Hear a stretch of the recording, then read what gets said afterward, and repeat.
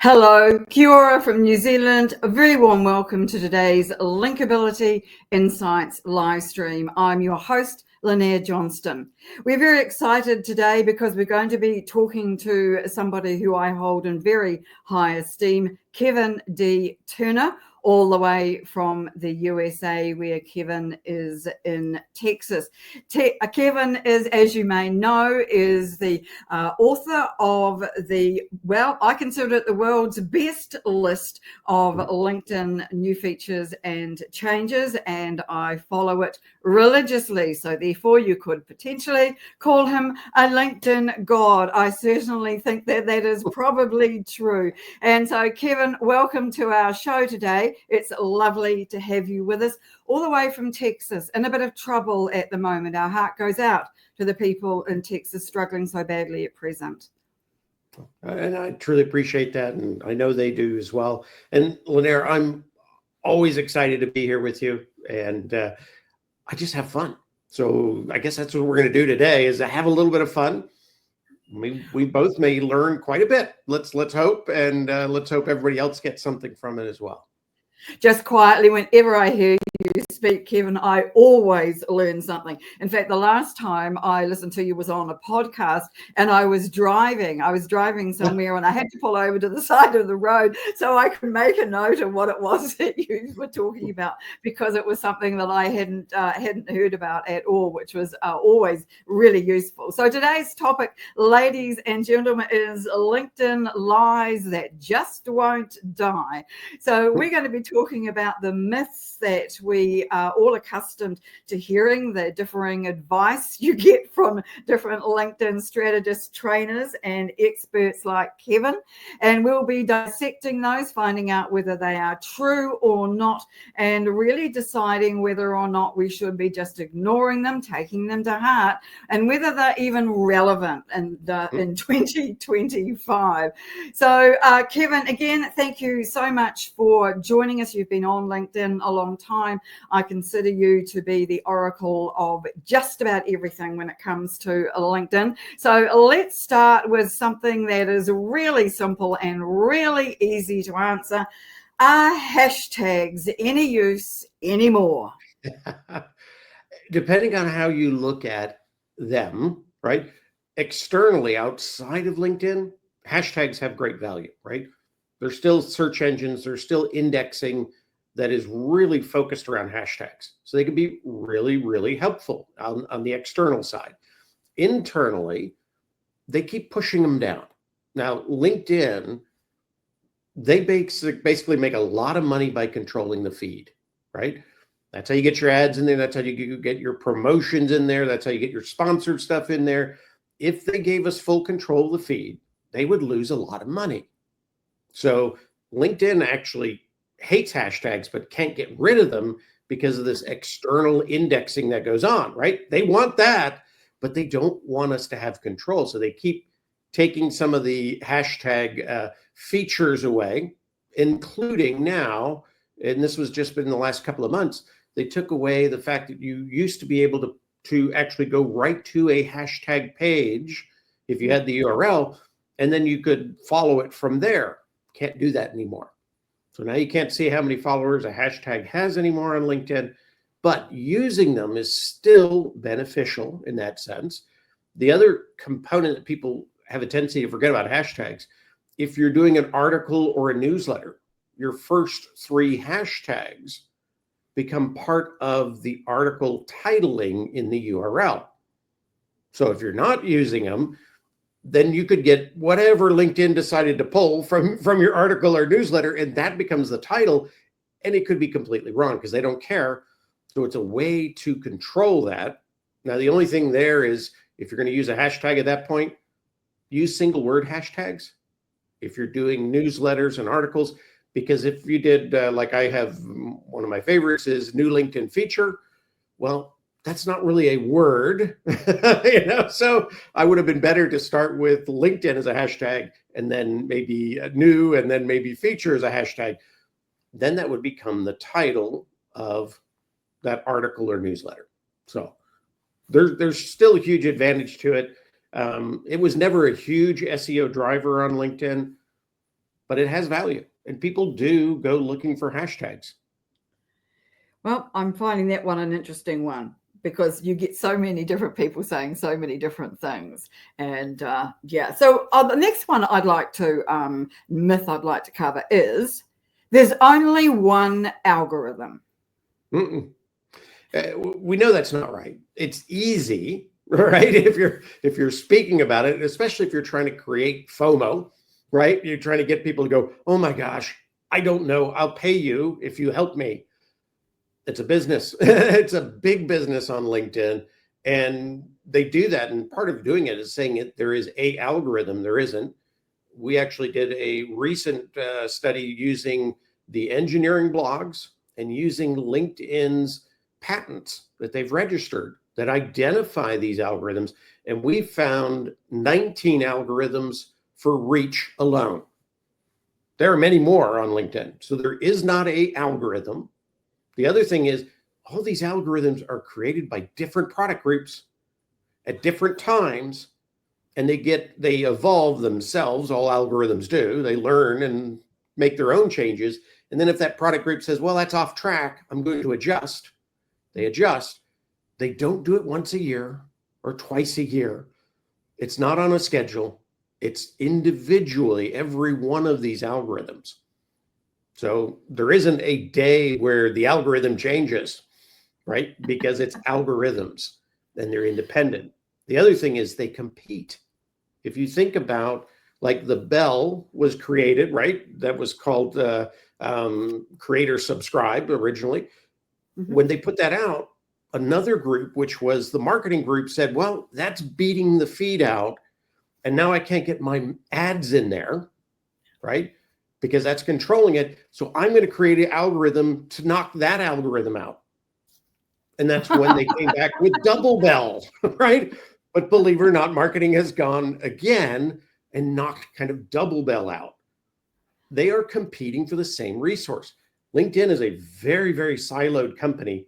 And each one of those product groups stand alone when they stand out in front of management, and they've got to show that they're the best, even if it means they are torching their own company's other divisions, right? That's okay.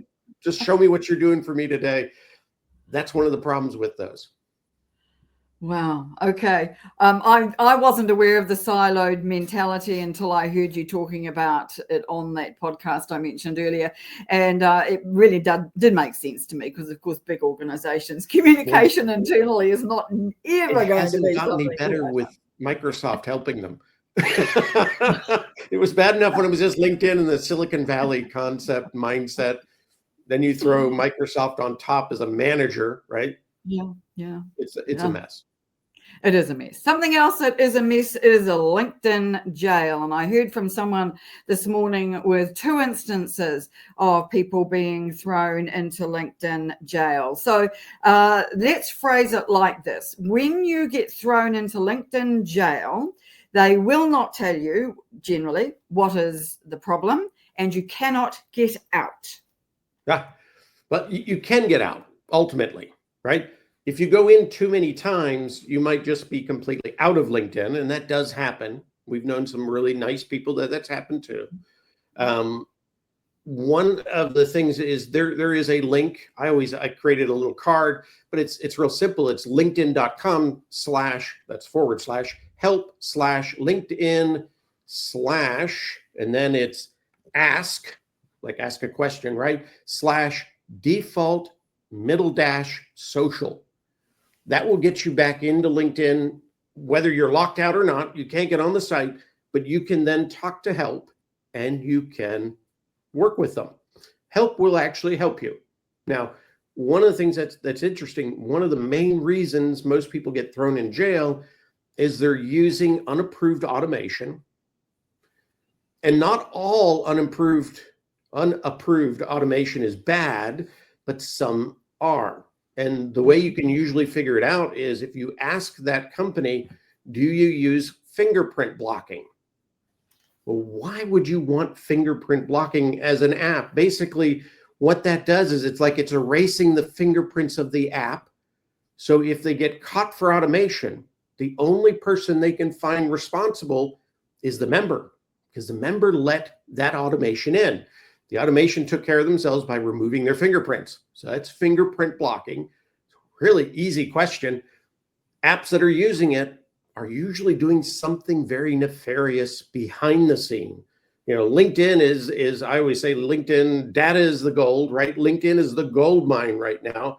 And these unapproved apps that are using fingerprint blocking, they're the claim jumpers. They're in there to steal that gold, and they don't care if that member gets left behind holding the bag. Okay. And that's why LinkedIn can't tell you often when you get caught for automation, they can't tell you what program you used.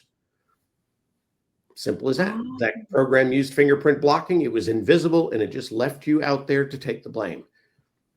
That's why LinkedIn will say, we can't tell you what you used, which sounds crazy, but we just know you used something. They can see the structural movement through the site and how it is automated. It's very easy to detect. But that's the reason why. Okay, so let's frame the next part of that same question, really. Automation on LinkedIn is okay to use, and if a company tells you that they're associated with LinkedIn or their products approved by LinkedIn, you should believe them. No, you shouldn't believe them ever. Who believes a company, right? I mean, there is 3 lists, one for the full platform, another one for Sales Navigator, and another one for Recruiter. And they have approved automation within those. Those are ones that have gone through the LinkedIn API program, and they've seen what they're doing, so there's no issue there, and they can't use fingerprint blocking to be in that. And then LinkedIn approves them, says this is a good, clean player in the business. There's over 250 automation tools you can get today that are safe, but if they're not on the list, I always say you must resist, because the ones that are on the list are there for a reason, and it's not to help the member normally. It is to get that gold, right? And leave you hanging. So go to the list. We can probably put that in the comments or something like that. But there are 3 lists that you can check. You might even discover some tools that you really didn't know you had available to you. Whereabouts can we find this list of automation tools that are okay to use? I could probably send you that. It is actually, if you go to any like Google, right, and you put approved partners, approved marketing partners, you should be able to get those lists. Yep. But I'm interested that you're still searching on Google, Kevin. Most of us seem to have moved to AI to do our searching. So it's good to hear that somebody is still doing it the traditional way. I'm more into Perplexity and everything else, but once in a while it does come in handy. All right, let's move on to company pages. When somebody claims to work for your company and puts themselves into the company as an employee, you can't get rid of them. You can't take them out. They're stuck and you can't do anything. You can, but it takes a little bit of work. And I've had to do it many times.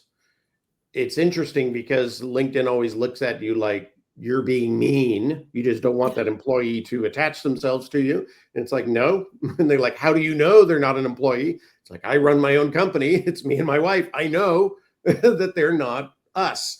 And you have to go through a process, but there is a form that you fill out that basically says this person, this URL is attached to my company and they're not an employee. And you have to sign that, you're making a legal statement that these are not your employee. Then LinkedIn actually sends to that individual a desist or prove claim, and they've got to respond within 14 days. They respond immediately, they'll take them right out. Most of them are not going to respond at all, and then LinkedIn will take them off. Mm-hmm. That's a difficult one, and I think a lot of us who've got small businesses find that to be the case. I don't Mhm. monitor my previous business word wizard. When I looked at it recently, when someone asked this question, I did find quite a number of people that were still there. I used to chase them off, but now I'm not using that page anymore, so it doesn't really bother me. It's if anybody decided they wanted to say they work for me now, and they weren't either a member of my team or you, then I really don't want them there. So I would be taking action. I had a very similar company that I worked for, was a CEO of, and the company was sold off and then dismantled. It was called American Teachers. It's got a great name. There were like 40 employees that weren't actually employees that were attached to that page. So what I did is I still had admin access. I went in there and I put on the end of the title, went out of business in 2019.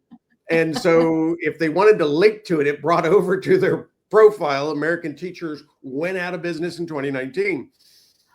Kind of hard to say you're there presently. So it's a great way to protect yourself and not leave that big mess there, because, it's not right if we allow the rest of LinkedIn to suffer. So that's a good way to take care of that if you do have those pages. And if you don't have access to it, you can always talk to LinkedIn and let them know, and they can either dissolve the page or they can put a claimer on it just like that. Pretty easy. Okay.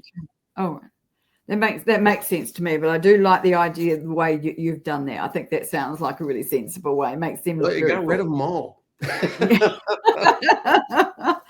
All right, so we're still on company pages, and I've got one more to add to that. The company pages and posts on company pages don't get any traction or any visibility. I think that depends. There are people who are really, really good with company pages and maybe not so good with their profile. There are people who are better with their profile. Individuals generally like to buy from people they know, like, and trust, right? That Bob Berg, Go Giver quote. It's true. So often a profile post might have a little more reach in that sense, or a little more engagement than just a company page. Now that depends on how the company page approaches it. If the company is promoting posts from employees, from individuals, then they can get kind of the same type of reach as well.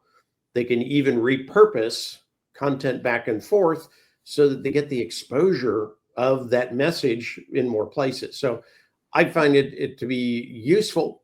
I don't get the same reach on my own company page as I do on my personal profile, but that's the way I'm set up. So everything is individualized on LinkedIn, and that's the way everybody should approach it. There's not a one size fits all here. No, I agree with that. I was looking at a company page post yesterday, which was a list of AI prompts, and I can't remember the name of the page, but it had 72,000 followers, which I thought was pretty astonishing.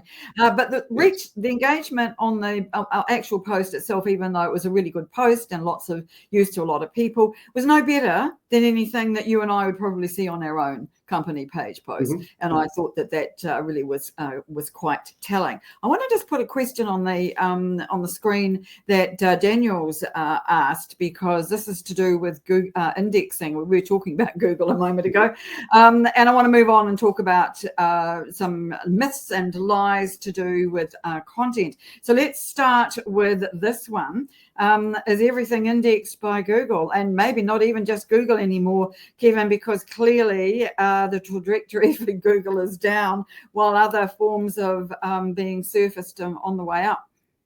Well, even AI uses indexing, right? So whether it's Google indexing or it's AI using other indexed sources, it all goes back to that indexing, right? So it is important in that sense.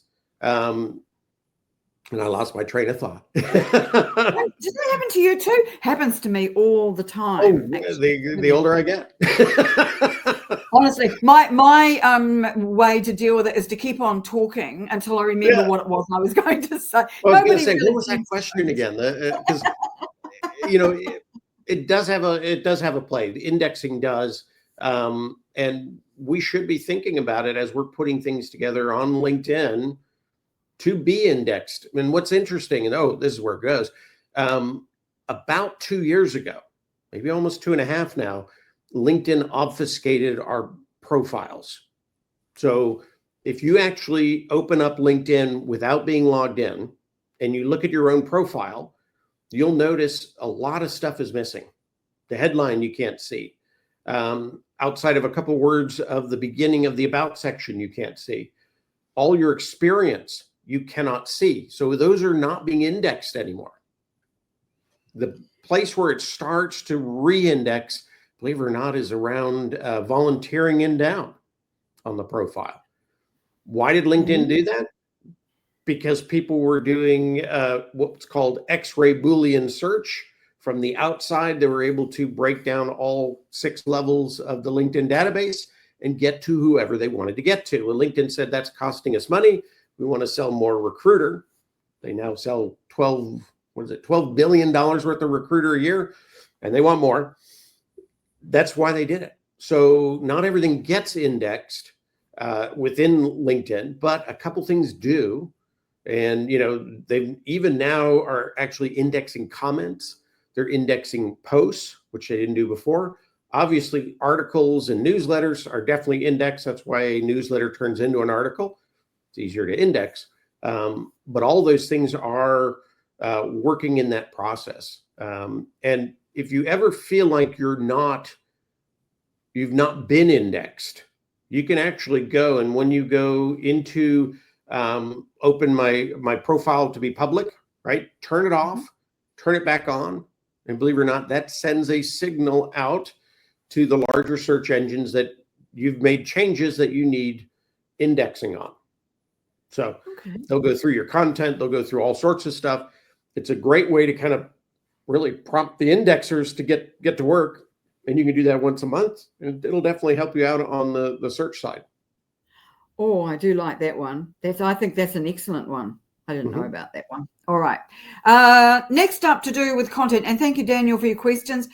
For your question, anybody who wants to ask a question of Kevin, very welcome to do so. Put it in the comments, and we will make sure that Kevin has an opportunity to answer that one. I just spotted that one in the feed as it was whizzing by. All right. So someone else contacted me talking about, the difficulty they're having with getting posts published because they had a word or a phrase in it that LinkedIn got upset about. So is there a list of forbidden words that we're not allowed to use in our posts? I've seen a couple lists. What is interesting is the words that are what I would think would be offensive are not offensive, right? If you use that F word, that normally does not get limited by LinkedIn. But if you use idiot, that often will get censored by LinkedIn because I think that's basically oppressing somebody who's not so smart, or there's that other rename. I won't say it because I don't like it. But if you use that, often you'll get censored. So what is being censored isn't what I normally would consider offensive. So that's the strange thing. And I've seen a couple lists out there. I mean, you can technically test them if you go in and you put in a comment and you put like, you idiot, immediately. That one's going to get locked out, and they're going to say, are you sure you want to use those words? We'll give you a chance to rewrite your comment.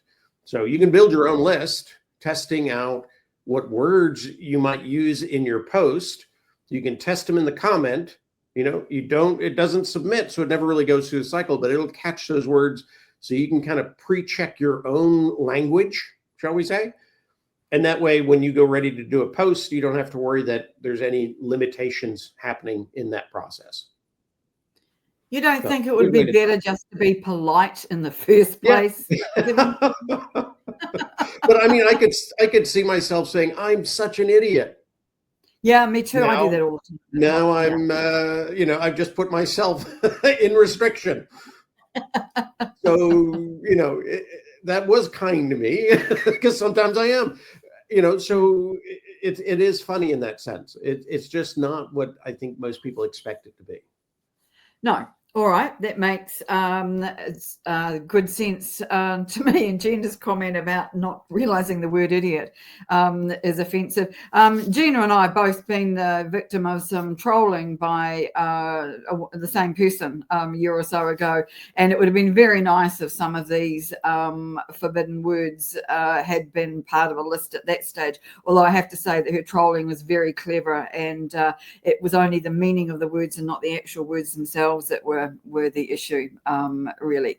Now, Gina actually had a question that I thought that I would put on the stage as well about verification. And let me just preface this by saying, last time you and I, Kevin, talked about this, and I can't remember whether we did it on an event like this or whether it was just messaging.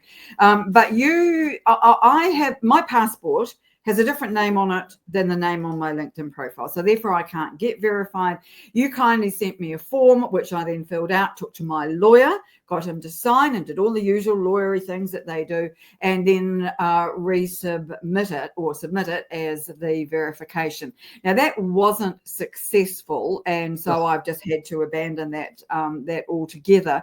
But Gina's question is about the necessity of it. And whenever I'm asked about this, I always say it's a personal decision, because you don't, I have a problem on the cyber security side as well, giving passport details. Now, I know that it's different in the States. You don't have to use persona. You have a different method of being verified on LinkedIn.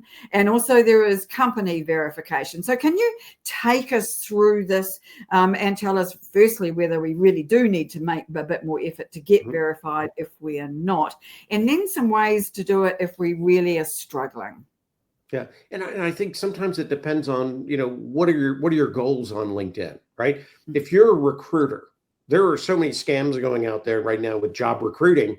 I would want to verify, so I could at least be a verified recruiter, because then I would get the right people responding, right? So depending on what you're trying to do, verification, if you can get it, does have kind of a key to opening the door, right? It means you're not just anybody. You've actually gone through that process, and people feel much more comfortable. So it does have an impact. When I get, some days I'll get 100 invites. I look for the ones that are verified first. I look for the ones that have a personalized message as well. And if they're verified and a personalized message, that's top of my list. I'm going to hit those and decide. I still go through my decision process, but I'm going to do those first. So I know it has an impact with me. So, it is a bit of a hassle. Here in the US, we can use driver's licenses, which is easier. The other thing is, we also use a system here. If you were an international traveler through TSA, you probably was already in that database. So it's much easier then to, verify. It takes just seconds, through a visual scan of your driver's license, and you're ready to go. I didn't even have to do that because I was already in the system with my passport, believe it or not. But I did go through and do the verification with the driver's license as kind of an additional. Well, that was my alarm for tonight. Oh, well, you're already here. Turn that off. The time zone issues, right? It's crazy. Absolutely nuts. But, there are processes. I know that the form, and I stopped telling people about the form a little while ago because LinkedIn found too many people were scamming the form. It's not always hard to find a notary republic who for $50 won't say that's your name, right? And so they do that. Now, there are instances out there that people have actually changed their name so that they could use that on LinkedIn and get verified. I know Leah Turner actually added the rainbow. She got her name changed and had the rainbow put in it, right? And that's officially her name. So LinkedIn can't stop her from having that on her profile, and she was been able to be verified with that. Oh, wow. That's cool. Her real name. So if you really, really want it, and you really don't like, if my name was Elmer, I'd probably change my name. Nothing wrong with Elmer, but it's not me. I would probably go change my name legally and, move forward with the way I want to be known. And so, it is another option. So some people are doing that. because And there is a benefit. Your passport says Kevin D. Turner, so it does match what's on your LinkedIn profile. Because I know you put the D in. Well, my passport has my full middle name in there, but they figure that out. My driver's license has the initial in there, so they accept that.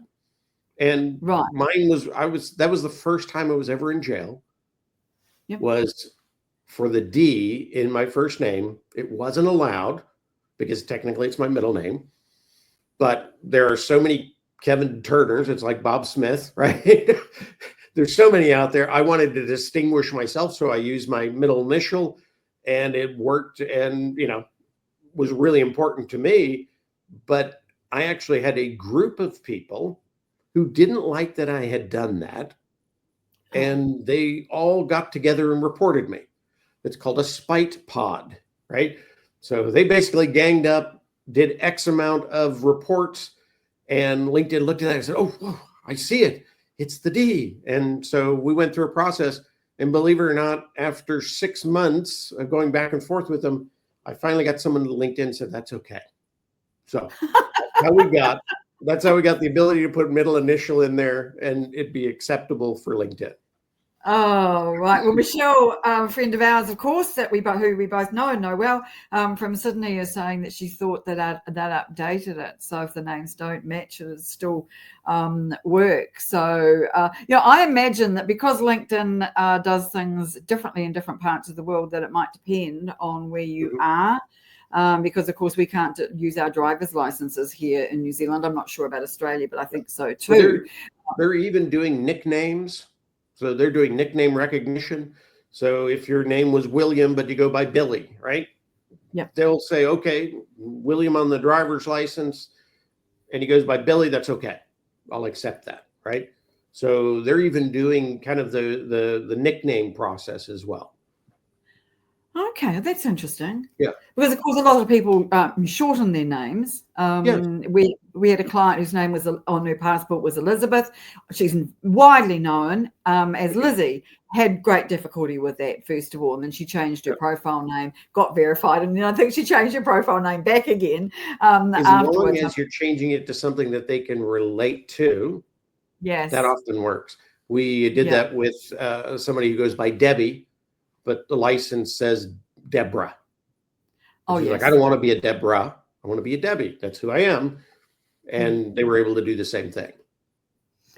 So right. if you go back and change it and it's close, they're going to accept it. Okay. Sounds like they're making some changes around that then. Yeah. But I do think it's still difficult for women whose professional names are different from their married names. And we all know quite a few people in that situation. And I think that is a form of discrimination, really. But that's the rules. And so that's the way we just have to. And that is where you can have a direct conversation with help. And that's where help will then say, let's verify this. And they'll issue you the paperwork. Oh, well, taking it the other way around isn't working now because too many people abused it. But now if you go to help and you explain it, and they will say, okay, here's what you're going to do. You're going to do the verification form and get it back to me, and we're going to move you forward. That's actually working well. Right. Okay. Well, that makes sense. You got to go through that help maze. Always fun. Well, okay. Right. So someone else here is wanting to talk about frequency of posting. So the lie around that is you have to post every single day. And so I'll wait till you recover. So tell us what is preferable in terms of what should you call it here? A posting cadence. It's a lovely phrase, isn't it? Well, I used to post every day. Yep. And whenever I posted, I always wanted to engage, right? And have a conversation and be intelligent in the process, not just kind of drive-by comments. So it took a good portion of the day. I couldn't do that every day and still live and feed my family, right? So I really stepped back. I started doing 3 a week. And now I do maybe 2, sometimes 3. I don't have that consistency like every Monday, which is actually really good if you have that kind of consistency where people are expecting it to come from you, right? That actually helps. But I'd say don't post more than you're able to keep up with. Because if you're just posting and you're ignoring the conversation, not only have you lost the purpose behind it, but you're actually kind of degrading your future posts, because LinkedIn said, well, you started that, but you never had the conversation, and therefore nobody really cares what you're talking about, and people drop off, right? They stop commenting because you're not engaging them in any way that they see value. And so it has that ability to kind of cascade down. Same thing if you take on too much and you burn out, that doesn't work. Now, there are people who can post 5 times a day. And I don't know how they do it. And they're not getting better results. And that's what's interesting is many of the people I knew, and I told them about this because that was my experience. When I cut back, I had greater reach and greater engagement overall. So, it's not a multiplier kind of effect. And many of them are finding the same thing. As they're now backing off, they're getting more reach and more engagement, and it's less work. So it all depends on what you want. Now, if you want to be present all the time, and you can do that, and you can deliver value and continue the conversation, go for it. But I know very few people who can sustain that for very long. And you have to be aware that your posts might be getting comments days after you've published. Oh, yeah. And if you don't go back and check those for comments that you need to reply to, then the same applies, sending that same signal of, I'm not really interested. Yeah, it's digitally rude, right? Somebody's trying to engage you and you're just ignoring them completely. And part of that is LinkedIn's not really good about notifying us sometimes. And part of that is there's just too much going on. Yeah. If you've got that much going on, that much kind of process happening, you're not going to keep up with it. And it will downgrade your reach in the future.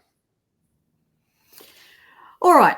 Let's talk a bit more then about posting, and let's turn our attention to video. There's a new report out today or might have been yesterday by LinkedIn about the results that they're seeing with video. And so the lie around this to present to you, Kevin, is that this is a new holy grail. It's the new black. It's the new absolute biggest, best, brightest thing to be doing on LinkedIn. And if you're not posting video, you might as well shut up shop and go home. I always said I used to do video when it wasn't cool on in, right? So when I was doing it, they didn't want it. Now they're claiming to want it. But you're ahead of the time. I look at that report, and when you read through it, it is very myopic in the sense of, you think about LinkedIn as a business, right? It's not a social good site. They're making money constantly. Recruiter is 65% of their 17 billion plus a year, right? Oh, wow. Recruiters right now are looking for, what age category do you think? Gen Z. What do they like to do? And millennials, probably. What do they like to do? Watch videos. Right? So LinkedIn isn't doing this because they think that whenever you or I could sell IBM our goods, right? It's not a B2B thing. It's a pull more younger people in so we have something to sell to the recruiters. So you always want to look at LinkedIn in the sense of follow the money, right? So LinkedIn's absolutely promoting video, but they're not promoting it because it's good for me or you. They're promoting it because it's good for my kids. And that's good for the recruiters, and that brings more revenue into LinkedIn. So they're going to sing the song about video being the thing, right? And they're going to back some stats up on it. But what is fascinating to me, if you get into that immersive feed, right? And I've helped several people get in there, and they've got 6 to 20 million views. But guess what the engagement is like? Terrible. It's the same. It's the same as if you just posted it as the regular feed. And the reason being is a view of video, which sounds really neat when you're getting into the millions, But when I'm on my phone, if I flick past your video and I flick past Cher's video and I flick past my video to get to one I actually watch, that was actually 4 views. Ah. So the view doesn't mean they saw anything. It just meant you appeared on the screen long enough for them to flick you away. That's why they don't give you, the how long they watch per video, because you'd be amazed. It'd be microseconds. And that would that's indicate why the engagement is really what you're getting out of the feed alone. So it's a vanity metric play. But some people like that. Some people like to say, I get, 40 million views a year on LinkedIn. I'd rather say I get, a million, and I get to really actually interact with those people, right? Yeah, and so that's important to know. And if anybody doesn't know the secret behind this, if you've got a video, if it ever aligns with breaking news, there is a notify the editor form. If you put that video together, you notify that editor, and that editor likes the video, they will push it into the immersive feed, and you'll get all the vanity metrics you ever wanted and the same engagement. Yes, right? We have a version of that down here as well. LinkedIn News Australia, New Zealand, and you can put in posts for that. And some of our members, in fact, Roy Kowalski's had some very good success with being put into that immersive feed, but also in the high view numbers. I mean, massively high, millions, and it reports exactly the same, no change in engagement. Because that's where the engagement's coming from, the feed. People who do that little flick by, they don't type in a comment. No, I want to divert and ask a question that relates probably to our particular part of the world, and that's to do with the fact that they removed from the app the video button at the bottom of our screens. And for you in the United States, you've now got trending videos on LinkedIn, or you've got it in your feed under a particular heading, and you can swipe sideways if you're looking at it, as I understand it anyway. We don't have that. We are only seeing videos in our feed. I've got both. I've got the immersive tab, and I've got the slide. Well, you must be on good terms with LinkedIn. What LinkedIn is doing is A/B testing. They're A/B testing. If you think about the immersive feed as a button, it takes up room and code, right? And it has to be maintained. If they throw it into the feed and somebody's just willing to slide and access it that way, there's no extra code, right? There's no extra maintenance in that product. That's a cheaper way to do it. And they're trying to say, is it worth the expense to do it as immersive feed for everyone? Or do we throw it in the feed and let them slide one way or the other to get that engagement of that feed? So they're testing. And the other thing they wanted to test was, if we take away the immersive button and we don't put it in the feed, are the same videos being watched the same amount, or is there a difference? So LinkedIn is always testing this stuff because they're trying things that they've never tried before. They're not doing it the way other platforms are doing it, so they can't really go on their numbers. And they're testing this stuff. So when I originally got immersive feed almost 2 years ago in April, my button was there for 3 months, and then it disappeared. Oh, okay. And then that magic showed up in the feed where you slide. And then that disappeared. And then my button came back. And now I get both because I'm one of these, and it's probably throwing off their metrics. I'm one of these, if something changes, moves, does anything on LinkedIn, I'm pressing it. So I'm not watching those videos. I'm flicking by, but I'm pressing the button just to see what's there. So I probably hit stuff so much that they just go, well, he needs it all. It's my handicap.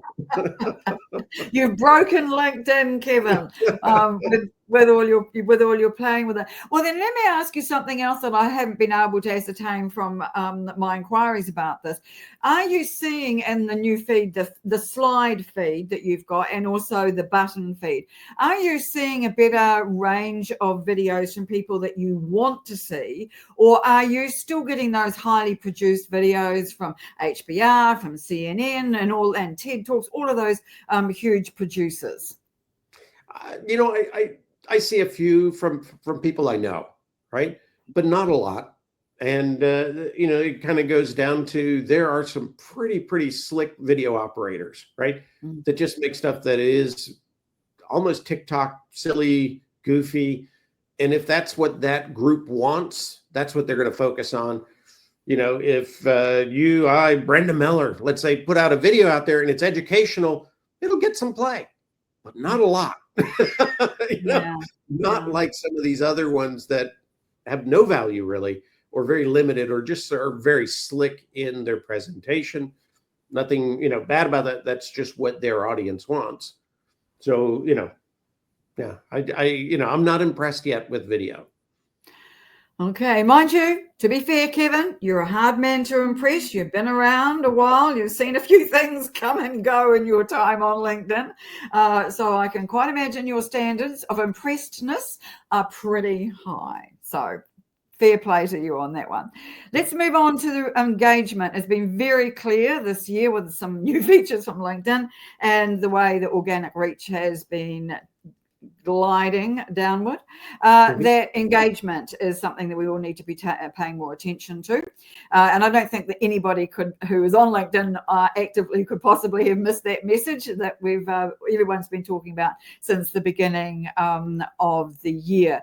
And so Greg's asked a question that I'm not entirely certain that I really have given much thought to. Is liking a comment as good as replying, given that we can now see the view, or if we are the author of a comment, we can see the views of a comment.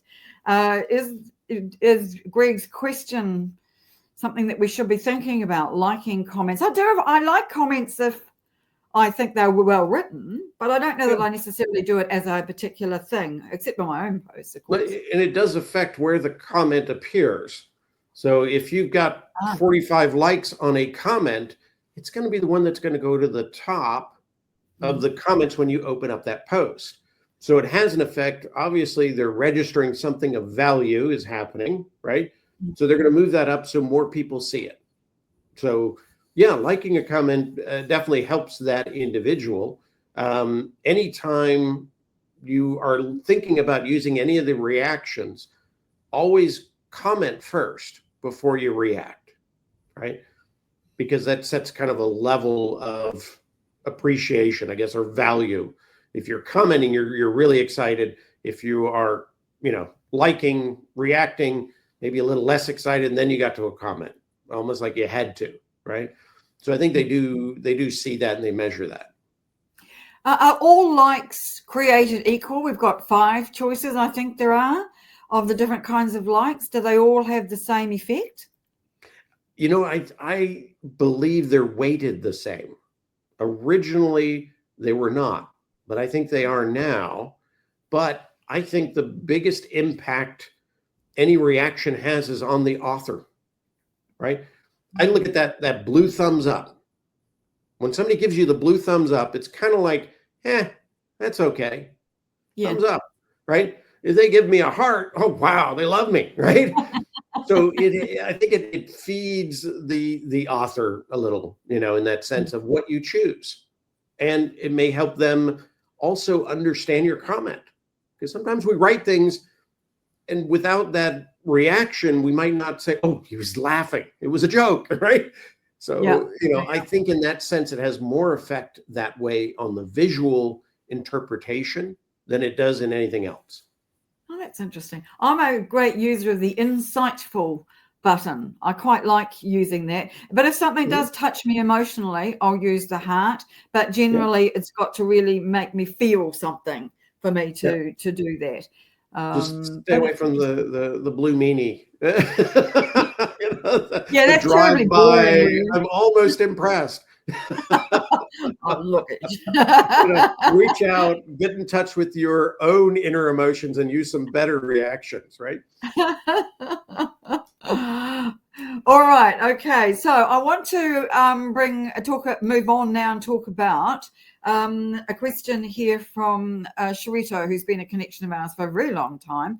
And she's asking about events. Now, I think the question here is related to LinkedIn audio, which is effectively well, it kind of is what this is. Well, it's what it used to be. No, this is, we used to do audio events all the time. And then when that ceased in December, we just started adding people to the screen. And we obviously made some other changes in the background, but we can put on presentations and images and videos and a few other things.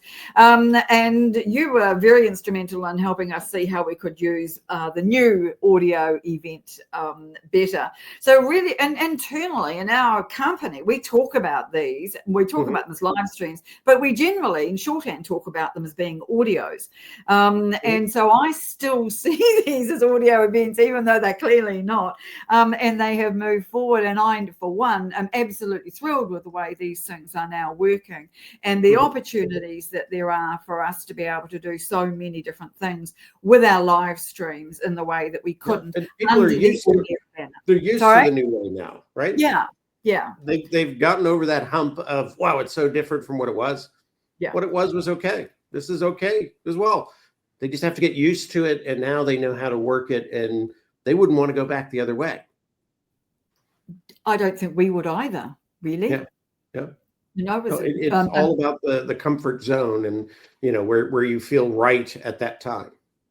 Yes. But, you know, they defunded audio within 6 months of its launch. They defunded that whole group, shut it down, sent everybody out, basically let them go. And I knew that very early on that, you know, this thing was destined to erode because nobody was keeping up the code. And that's basically what happened. It wasn't the success they thought it was going to be. They thought it was going to be the Clubhouse rival. I told them very early on, because I was in the beta test, that audio on LinkedIn would never be like Clubhouse audio, because it's kind of like you're in the office by the water cooler. You gotta watch your language a little bit, right? You're not at the pub with your friends, that's Clubhouse, right? LinkedIn was you're in the conference room or the audio or the water room or whatever it is, right? You're watching your language a little more, and you're attached to your profile. So I told them they're not going to get that ephemeral kind of roar that they got over here, and they didn't believe me. But you know, I've always enjoyed it because I like it was much more business-like, right? Much more professional. Yes. And whereas the other one sometimes got off track a little bit.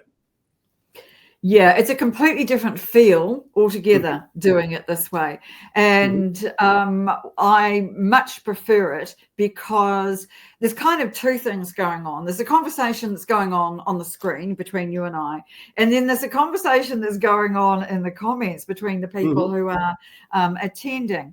And you didn't have that on the audio events prior to this. And of course, the replay aspect of it, which most people had managed to find a workaround anyway.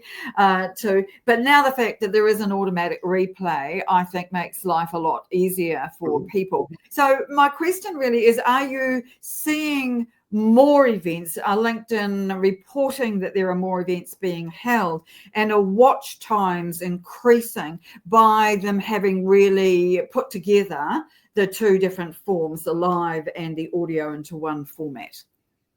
I don't know, because I've not, you know, LinkedIn is very secretive about that stuff. I'm not seeing a pattern of more, but I'm not really seeing a pattern of less. So I think there's still people who are sticking to it. Now, I've known a lot of people who've flocked back to Clubhouse to do this stuff. Yes. So there's probably a nutrition there, but there's always new people coming in trying it, right? So I think it's pretty much stayed the same. I think LinkedIn does a disservice to it because they took it, you know, any kind of live event out of the banner of the person pushing it, right, hosting it, and they just make it really difficult to find, you know. Yeah. And I think they don't basically promote it. They don't basically take care of it the way they should. I think it's kind of a side piece for them.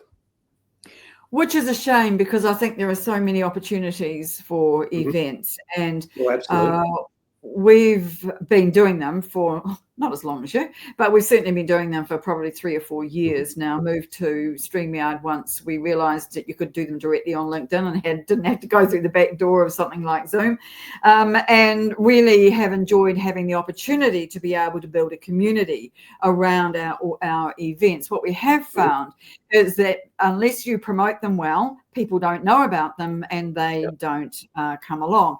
And we all know that a lot of people register for an event but don't show up on the day. They've registered simply so they can get the replay or the link to be able to watch it later on. And that is how I watch events. Yeah, and sometimes just to support the host.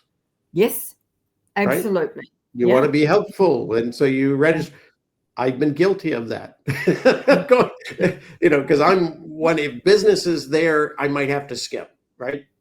Yeah. If I got a client in front of me, I might have to skip that. So I used to register for more than I knew I could attend. Yes.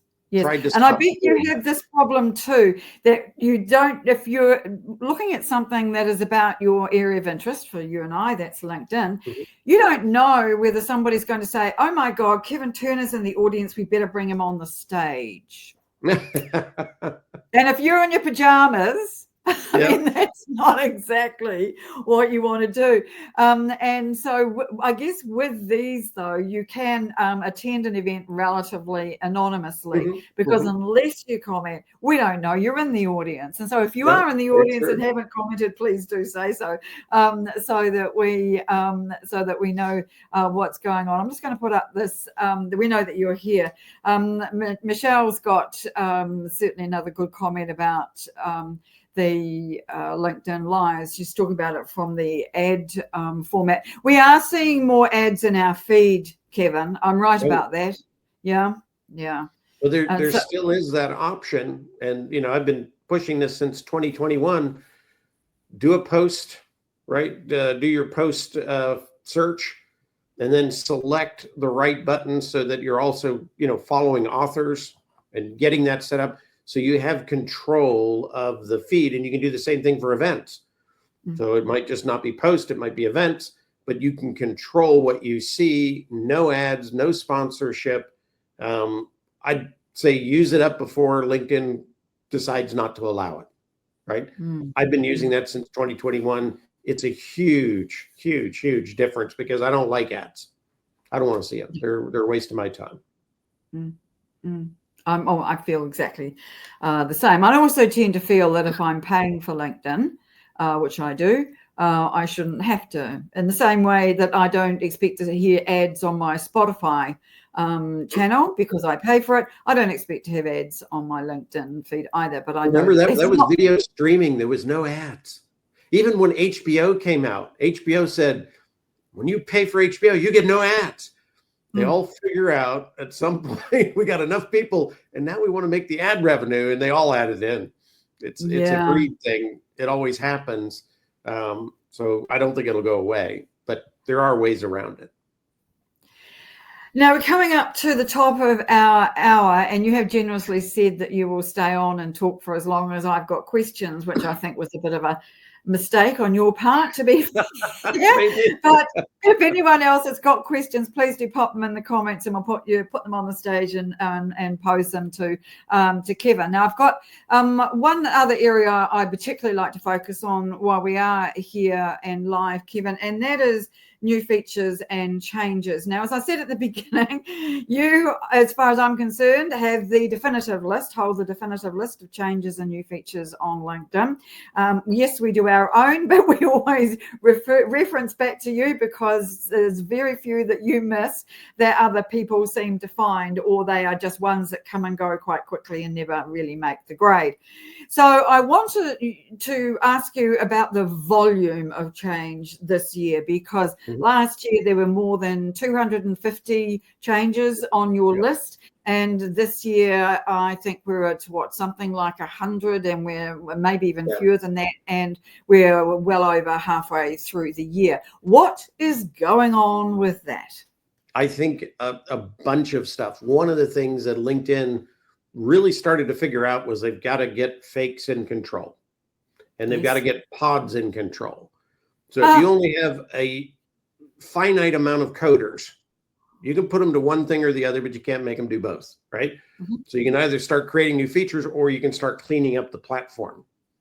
If you look at, there's actually a page where you can see all jobs posted by companies. It's like a library. If you go in there and you look for LinkedIn and then you search for fake, is an easy way, and you will see how many people they've added into their employ just focused on combating fakes. Oh, wow. And the payrolls in the millions. I think that's where a lot of it's going, right? So why add a new feature if they know people are complaining about these issues? And so I think that's where a lot of that development goes. They're not going to tell you what it is, right? If they figured out a way to solve a fake, they're not going to tell you, because then you can figure out a way to work around it. So they're not even going to let that out. I think that's where more effort is going, and I fully support it. You know, I'd rather have fewer features and good features come in than just a bunch of little bits and pieces, and often that's what it is. I like to share those bits and pieces because it keeps people from going crazy. Like, that button was there, or, you know, the search box was square, wasn't it? You know, when did that happen? So they don't think you're just completely nuts. So I'll share all of that stuff, but I'd rather just them focus on getting the platform back to where it should be, getting those nefarious people off the platform. And I think that's where a lot of the coding's going to.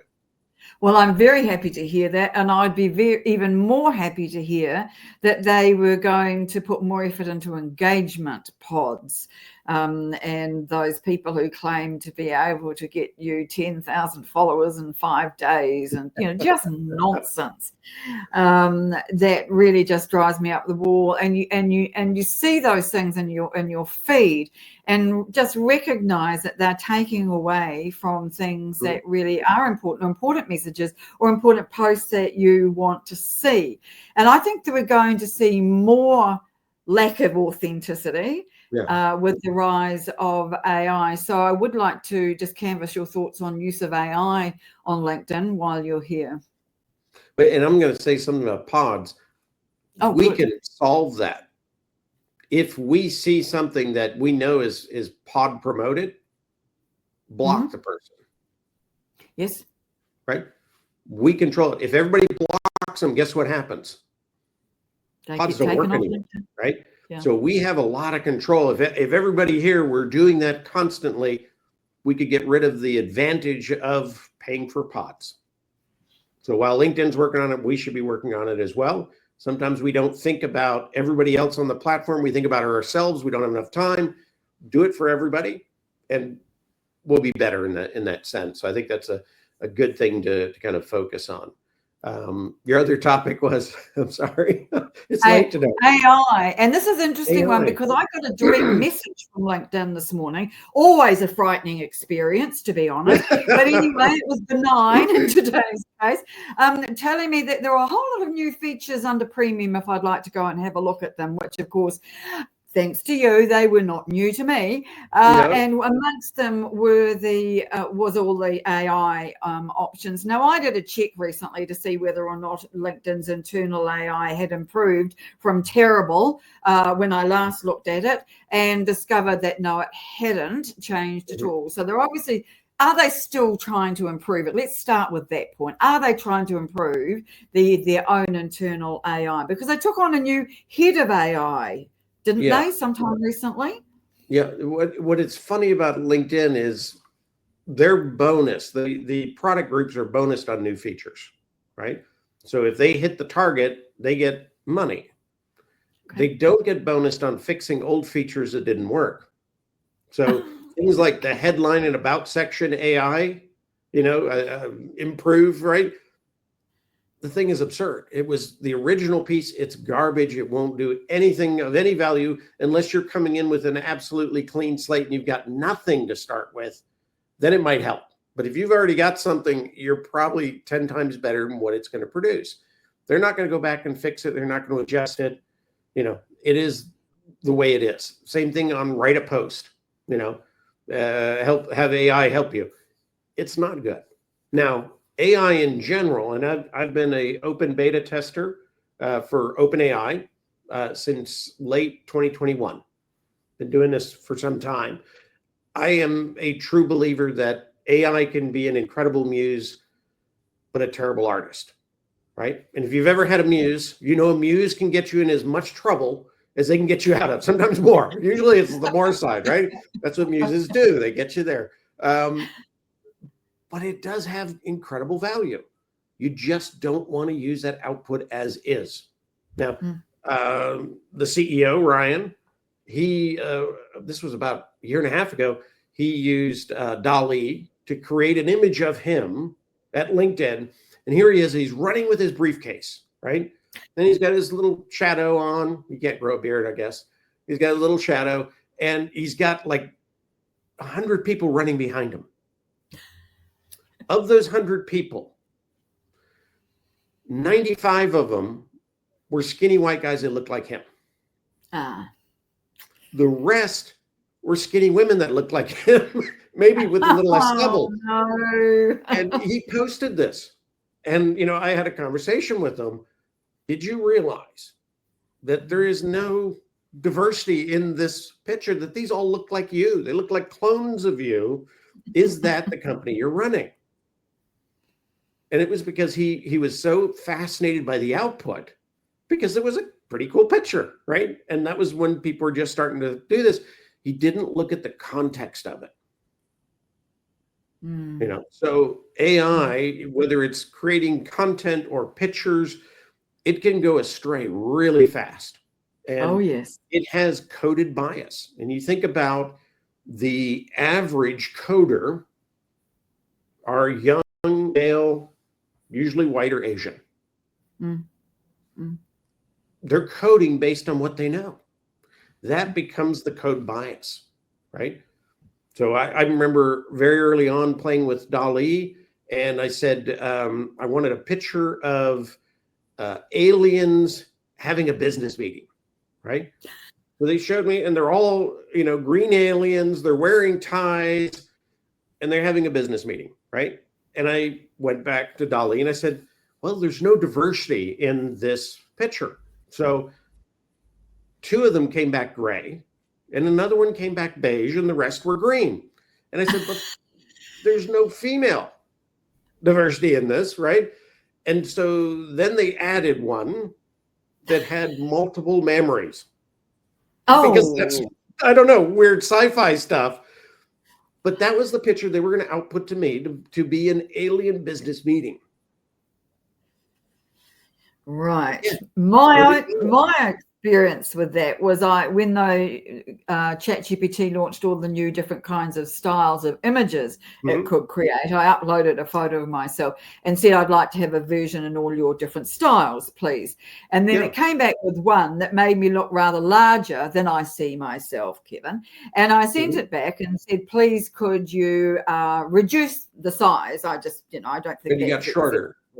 Whether or not that's true or not, I didn't want to be seen like that. And not only did it come back with an image of me slimmer, but I came back younger. Always. If you think about, if you don't give it that guidance, it's always going to come with people aged between 28 and 38. Yeah. Again, it's coded bias. Images are easier to detect than written content, but you got to be very, very critical about it. Now, the other thing is, as AI has been working with many people, they're actually showing that it's getting dumber. Because what we're doing is we're putting in content that it's now learning on. Before, what it learned on was very structured. Somebody had actually selected its learning and said, these are good things to learn from because they're quality. Now, everybody dumping into it is now the new learning base, and AI is getting dumber and making more mistakes. And that's natural, because that's what we're teaching AI to do. The terrible thing about it is anybody who is using AI to create posts and then they're posting right out of that, not only could they have a bad message out there, but they're starting to sound like everybody else. And guess what kills reach more than anything? Blandness. You got it. Yeah, there you go. And that's it. It's personal branding. Nobody wants it. Nobody wants to read it. It sounds like the last 10 I just saw. Matter of fact, it is. And people are then wrapping that around, this is me. I'm a big fake.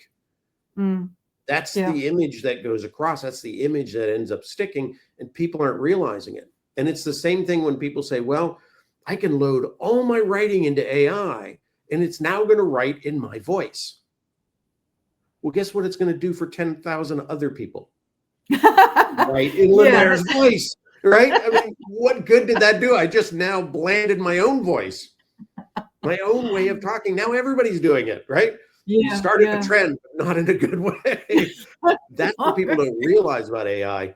So again, use it as a spark. It's not going away. It does some creative things, but use it just as that, just a spark, get your imagination going and develop from there. So, I absolutely agree.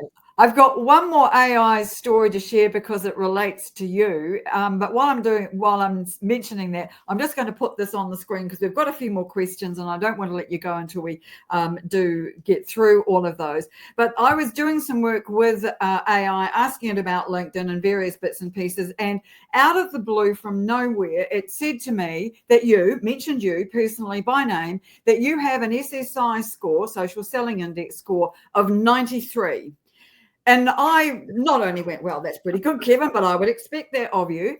But I went and I said this to my AI, how do you know this? Because the SSI score is something that is personal and private to every LinkedIn member, and nobody can find that out because you don't share all of that information. And it then went, oh, yeah, you're right. That was just anecdotal. And I'm going, but I would have actually taken that and been quoting you as having an SSI score of 93. Now, I don't think you'd mind, to be fair. But if you think about it the same way, it is pulling from something. If you get 15 people to go to Perplexity and say, I just learned about Lynnaire and she is a LinkedIn expert, boom, boom, boom, and she has an SSI of 99, and you get 10 people to do that. You get people to do that, and then Perplexity says, well, that's got to be the truth. The issue with AI is it doesn't know what is true and what is not. It has no way to detect. It has no way to figure it out. It also doesn't understand ethics as well. So when somebody fed that with multiple people feeding it, AI didn't see an ethics issue. AI didn't dive into it and said, I'll accept that because 10 people gave it to me. So it's really actually easy to create that. Now, I didn't go and do that. But just to be clear. Pretty brilliant. Maybe somebody did it for me. Well, I thought that was really interesting, but I was impressed that it did admit that it had made it up, or that it was anecdotal rather than it being factual. So, congratulations, Kevin, on having 93 as your SSI. I'll take it. According to AI. All right, so let's have a look at this question from Carmen, who's asking about the benefit of paying to boost a post, which is an advert, of course, and whether it can be seen as being boosted. I don't have any issue with it. It's not cheap, right?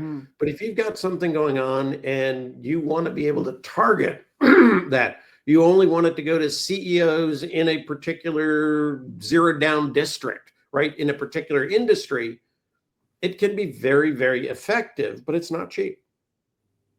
And, so using it in that sense, you could go broke, very quickly. Do people respond to it differently on the other side? If they actually ever even see promoted, because most people don't look that closely, right? They just see it and they go, oh, that's kind of interesting.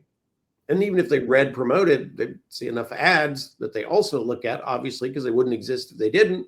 So I think it is effective, but it's just very expensive. I've run a couple of tests, and you might get 200 or 300 more people seeing it, but they're targeted at least at the right level, and it costs you $60. So did I get anything out of that one? Not in that particular one, because it was more of a test. But if I were doing a cohort sign up and I wanted to target certain people and they came and signed up, then I'd probably surpass that $60 pretty quick. Just depends on Mm. what you're doing. Everything on LinkedIn, there's a lot of great features, a lot of great things. If it doesn't work for you, it doesn't. You got to figure it out, right? And then use it if it does. But I've done that. I wouldn't do it again outside of a test because I just didn't see the value for what I was doing. But I didn't have a really good like offer or something to kind of record the other end of it. Right. I think the offer was certainly a good way of testing it, as you say. Absolutely. Yeah. So thank you. Gina is talking about fake jobs on LinkedIn. Any idea about the number that we might see? No idea, but I know LinkedIn knows it's an issue. And that's why they've done the verified recruiter. And they are putting out warnings when they see something that they think is suspicious. And believe it or not, they are pulling jobs. If they review them and they don't look right in the way the recruiter's responding, they are pulling them down. Almost like if we do things wrong and they put us in jail, they're doing the same thing with people who are doing fake jobs. So they're trying their best to kind of corral these. But if you see one, report it, right? Again, we have a lot of control in this. And they are concerned more than they ever have been in the past. And so they're being much more responsive is what I've seen. Okay. Somebody else has asked about reporting, because you mentioned this earlier on, whether or not it actually works if you're reporting a profile. I'm happy to report profiles for inappropriate behavior and other transgressions. Does it work better if multiple people are reporting? Because I haven't seen any of the shakes around. Remember the shakes used to be showing up in our connection invites? They seem again, I call that a spite pod, right?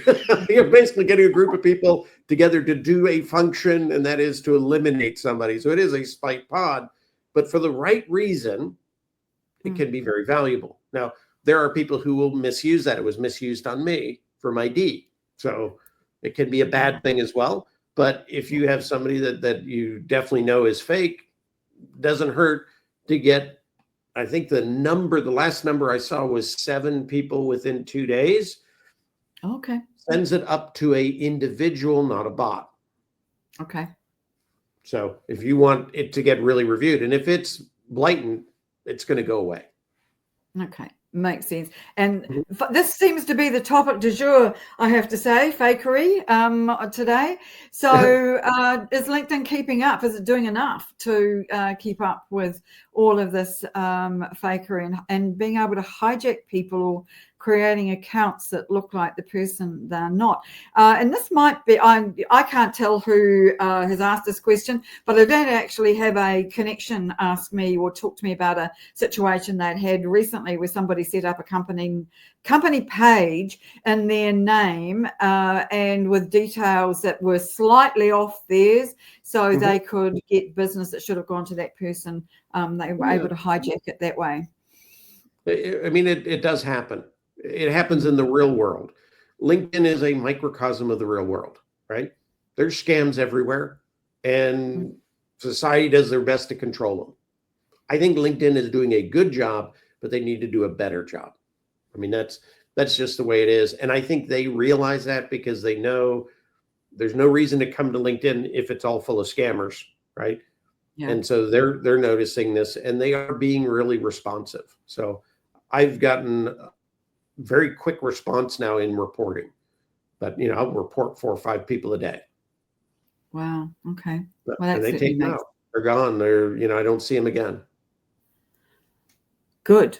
We certainly don't need people like that in our feeds. Kevin, is there something I've not asked you that you think is important for people to know today? Something that you're seeing that you're being asked about by people that you're connected with in your groups?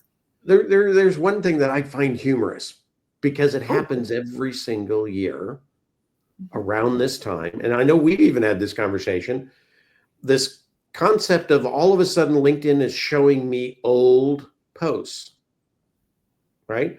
They're showing me posts from 2 weeks ago. They're showing me posts from 4 weeks ago. Oh, it's a big algorithm change. It's called summertime in their biggest markets.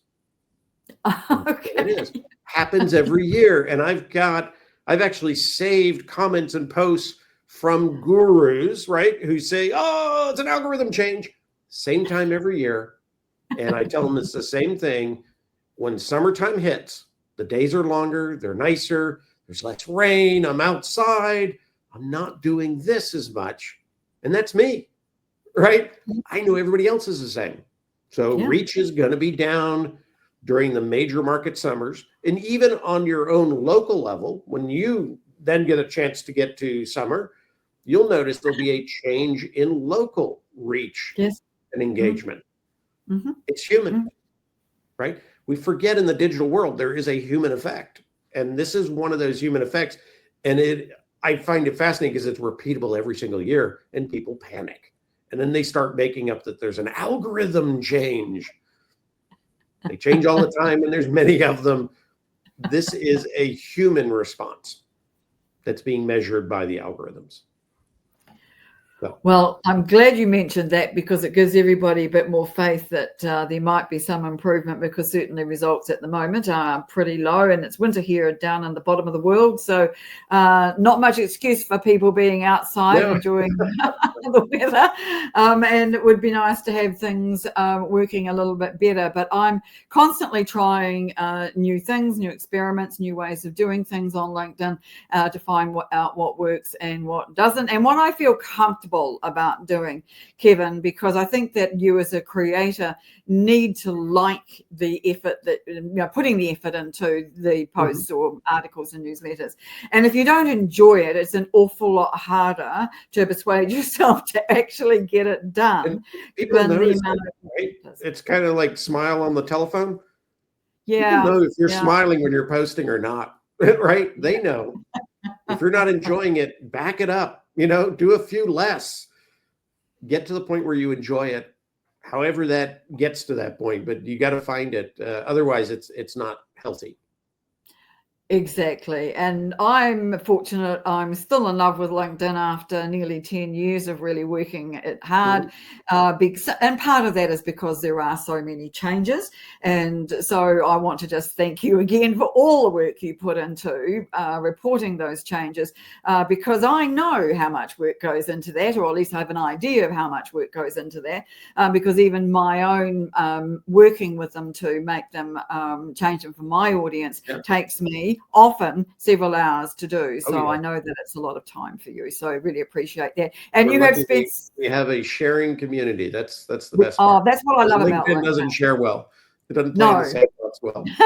But we all do, and all the people in our orbit are exactly of the same mind. We're givers and sharers, and we certainly couldn't do what we do without those people. So thank you to everybody out there who might be watching this or catching up with us later. We really do appreciate you. And Kevin, we appreciate you spending so much time with us today. I think this is the longest LinkedIn Live we've ever done. So you've set a new record for us, and probably a new record for attendances too, I imagine.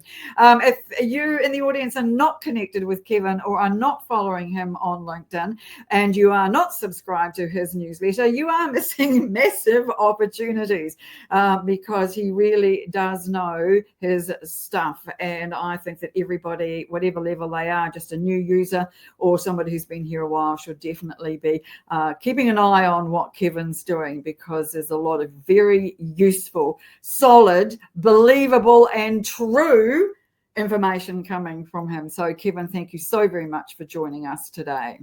Thank you, Lynnaire. And I do appreciate the kind words, and know the respect is very mutual. Thank you.